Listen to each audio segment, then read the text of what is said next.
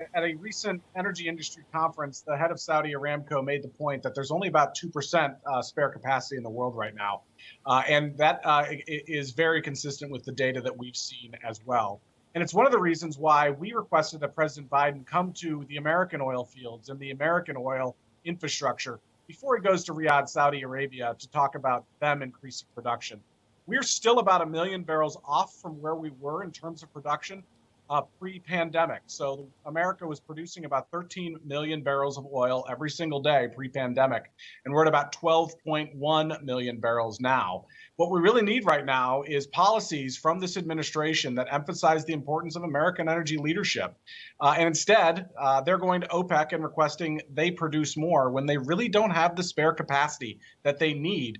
And the world should be concerned if they tap into that spare capacity now, because what if we get into a real crisis and we need that oil on the market?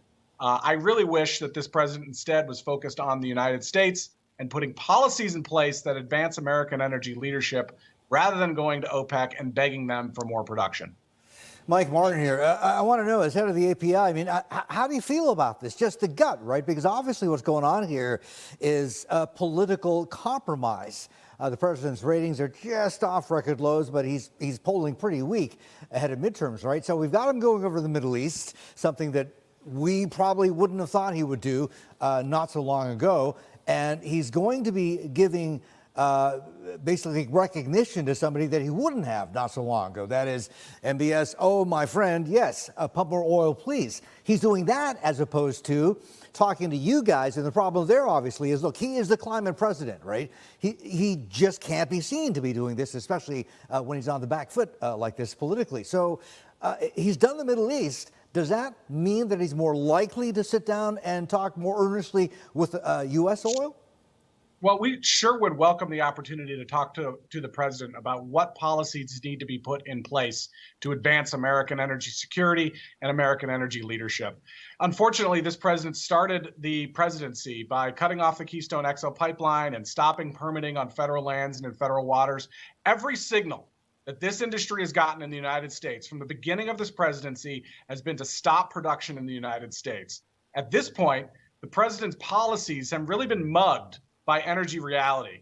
And the truth of the matter is that the world is going to require American energy leadership for decades and decades to come.